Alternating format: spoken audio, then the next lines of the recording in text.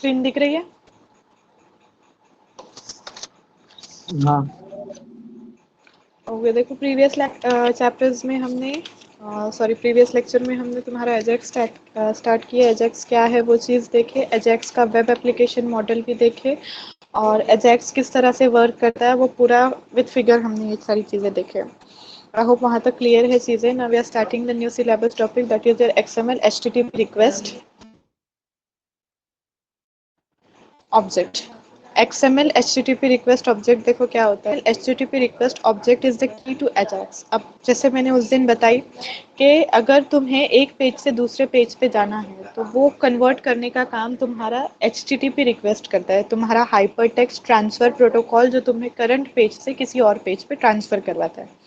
तो जो HTTP request होता है ये अजैक्स का की है। Why? Because AJAX works via that protocol. अगर अजैक्स के पास ये प्रोटोकॉल नहीं रहेगा तो अजैक्स सिंपलर वे में या इजियर वे में पेजेस को हमको एक पेज से दूसरे पेज पे कन्वर्ट नहीं कर पाएगा, राइट?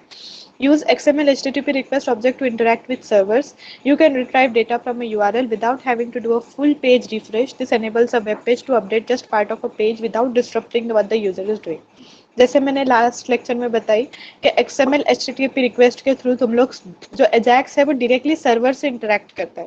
लाइक अगर मुझे एक पेज पे जाना है तो मुझे पूरा वेबसाइट रिलोड करने की ज़रूरत नहीं है। मैं पर्टिकुलरली इस पेज के बटन पे क्लिक करूंगी और डायरेक्टली मैं विद इन सेकेंड्स उस पेज पे पहुंच जाऊंगी। Why? Because AJAX directly interacts with the server.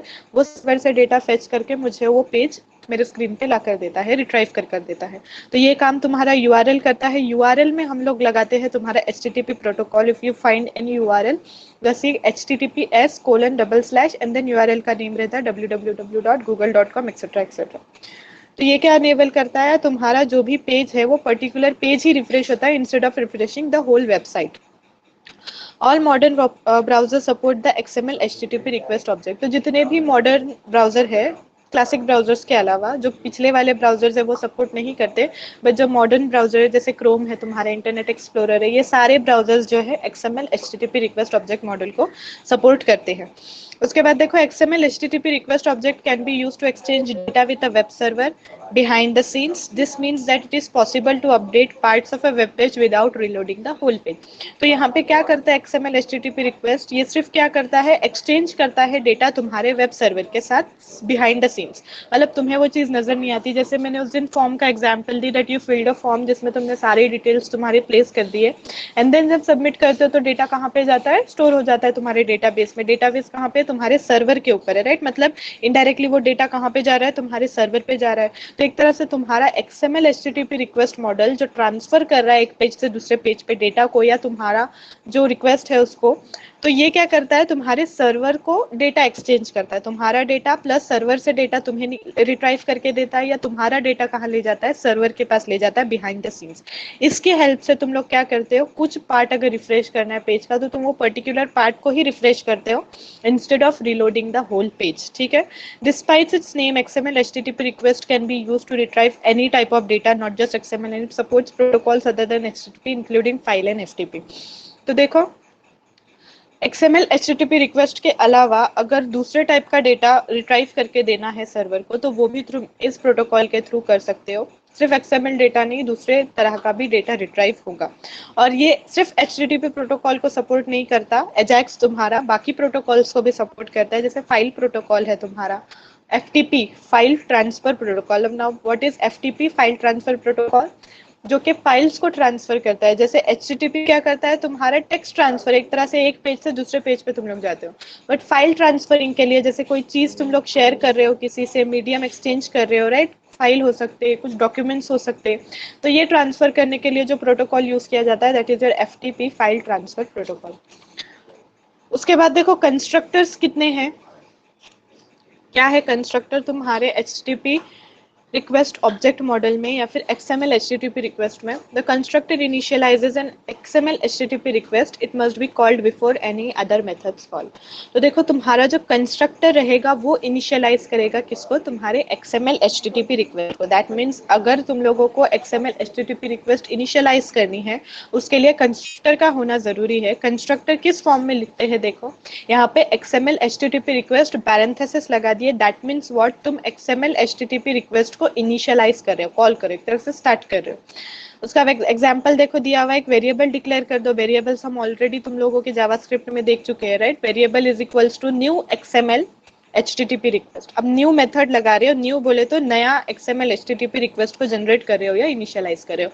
तो this is nothing but constructor. Constructor का काम क्या होता है, तुम्हारे HTTP रिक्वेस्ट को इनिशियलाइज करना, स्टार्ट करना।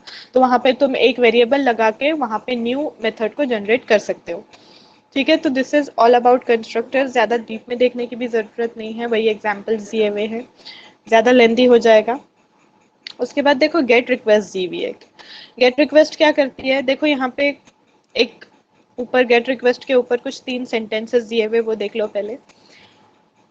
Gate is simpler and faster than post and can be used in most cases. तो देखो दो तरह के मेथड्स होते हैं, एक होता है मेथड गेट और एक होता है मेथड पोस्ट। तो जब तुम लोग फॉर्म बनाते हो तो ये गेट और पोस्ट मेथड उसमें बहुत ज्यादा यूजफुल रहते हैं, डेटा रिट्राइव करने के लिए, डेटा सबमिट करने के लिए, ठीक है। पोस्ट, ये दोनों मेथड्स तुम्हारे फॉर्म में यूटिलाइज होते हैं। जब तुम HTML CSS और जावास्क्रिप्ट के थ्रू कोई फॉर्म क्रिएट करते हो, उसके अंदर XML इम्बेड करते हो एंड देन डेटा को सर्वर में स्टोर करते हो, तुम्हारे फॉर्म का डेटा। दैट मीन्स डेटाबेस में जब स्टोर करते हो तो गेट और पोस्ट मेथड यूजुअली यूज किए जाते हैं। तो गेट मेथड जो है वो सिंपलर है, फास्टर है than post. Usually get method ज्यादा यूज किया जाता है। However, always use post request when a catch file is not an option. Update a file or database on the server. तो देखो डेटाबेस में जब कोई चीज स्टोर की जाती है तो पोस्ट मेथड का इस्तेमाल किया जाता है। तो अगर कोई कैच फाइल अगर स्टोर करनी है, अपडेट करना है डेटाबेस को, तो पोस्ट मेथड होता है।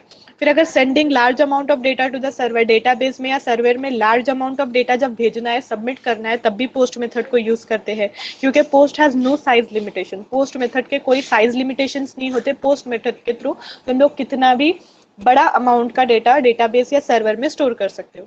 फिर होता है एक sending user input which can contain unknown characters. Post is more robust and secure than get. फिर उसके बाद अगर यूजर के इनपुट, जैसे मैंने एग्जांपल फॉर्म्स का बताई थी, फॉर्म्स में जब यूजर इनपुट डालता है, सारी चीजें फिल करता है, तो फॉर्म का डेटा डेटाबेस में स्टोर होता है। तो जब यूजर का इनपुट लेना है तब भी गेट मेथड का यूज किया जाता है, ठीक है। उसके बाद विच can contain unknown character. Post is more robust, sorry, post जो है वो ज्यादा सिक्योर और रोबस्ट है तुम्हारे गेट मेथड के कंपैरिजन में। गेट को भी यूज करते हैं, पोस्ट को भी यूज करते हैं, बट जनरली ज्यादा किसको यूज किया जाता है, तुम्हारे पोस्ट मेथड को यूज किया जाता है। वाई? बिकॉज इट्स सिक्योर, ज्यादा अमाउंट ऑफ लार्ज फाइल्स को तुम सबमिट कर सकते हो with the help of post method. उसके अलावा रोबस्ट है, अपडेट करने के लिए इजीली अपडेट हो सकता है और इजी और सिंपल है। उसके बाद देखो गेट रिक्वेस्ट किस तरह से की जाती है, एक एग्जांपल देख लो, काफी है। एक्स http.open, दैट मीन्स के HTTP रिक्वेस्ट को ओपन किए तुमने। HTTP तुम्हारा हाइपरटेक्स्ट ट्रांसफर प्रोटोकॉल है, ठीक है। उसके अंदर गेट मेथड लगा दिए, डबल इन्वर्टेड में गेट। अब यहाँ पे जो भी तुम्हें डेटा सबमिट करना है, उस पेज का नाम देना है तुम्हें, mydemo.asp। अब ये ASP फाइल है, ASP.NET तुम लोगों को लैंग्वेज रहेगी, अगर तुम लोग पढ़ोगे तो तुम लोगों को समझ में आएगा, आई गेस इसी साल में है ये लैंग्वेज। तो mydemo.asp एक फाइल है, उस फाइल का नाम देना है जिसका डेटा सबमिट करना है या फेच करना है, ठीक है। और ट्रू लिख देना है, that means what, the condition is true. और फिर वो डेटा को सेंड करे। It's not getting, it's sending the data in the server. तो xhttp.set सॉरी सेंड और पैरेंथेसिस लगा देना है। तो इससे क्या होगा, जो भी तुम्हारा डेटा उस डॉक्यूमेंट में रहेगा, .asp वाले डॉक्यूमेंट में, वो डेटा सेंड हो जाएगा तुम्हारा किसके पास, सर्वर के पास। तो ये होता है गेट रिक्वेस्ट। अब नीचे देखो पोस्ट रिक्वेस्ट का भी एग्जांपल दिया हुआ है, a simple post request. I guess it's not visible. बस एक चीज ध्यान रखो, सेम रहेगा, जहां पे गेट लगाए थे वहां पे सिर्फ पोस्ट लगाना है। दैट मीन्स xhttp.open जो है वो एज इट इज रहेगा, mydemo.asp एज इट इज रहेगा, ट्रू भी एज इट इज रहेगा। सिर्फ वहां पे जहां पे गेट लगाए थे वहां पे क्या करना है, डबल इन्वर्टेड में पोस्ट लगाना है। हो गया। तो यही तुम्हारा गेट और पोस्ट मेथड है, जिसके हेल्प से तुम लोग डेटा फेच करते हो, रिट्राइव करते हो और डेटा सबमिट करते हो सर्वर या डेटाबेस के अंदर। उसके बाद देखो XML HTTP request object methods है कुछ दिए हुए।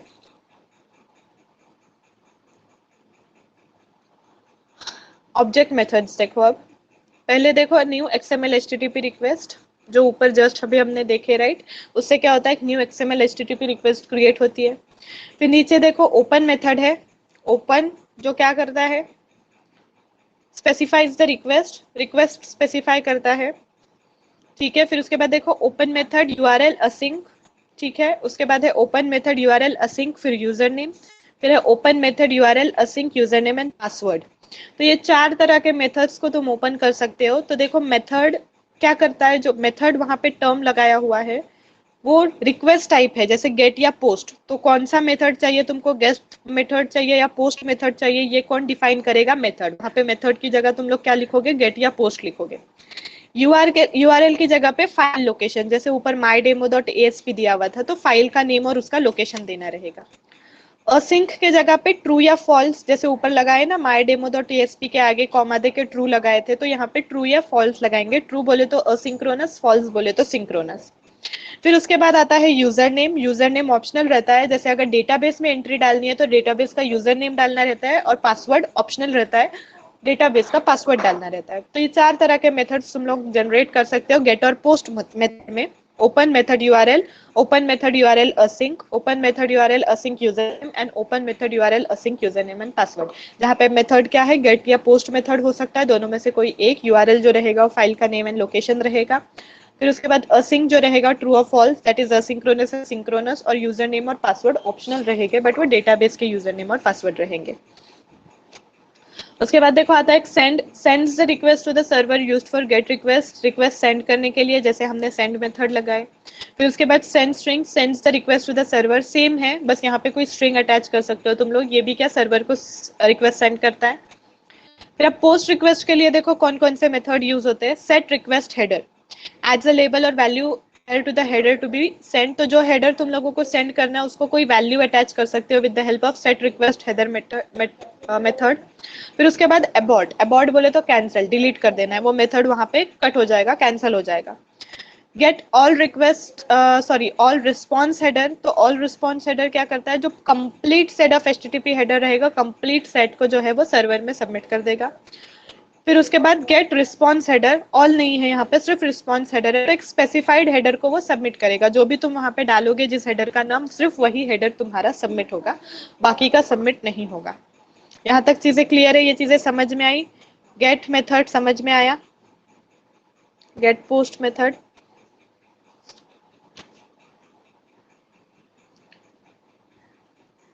ठीक है, तो अभी आज यहीं पे एंड करते हैं, बाकी की चीजें बाद में के लेक्चर्स में देखेंगे, ठीक है।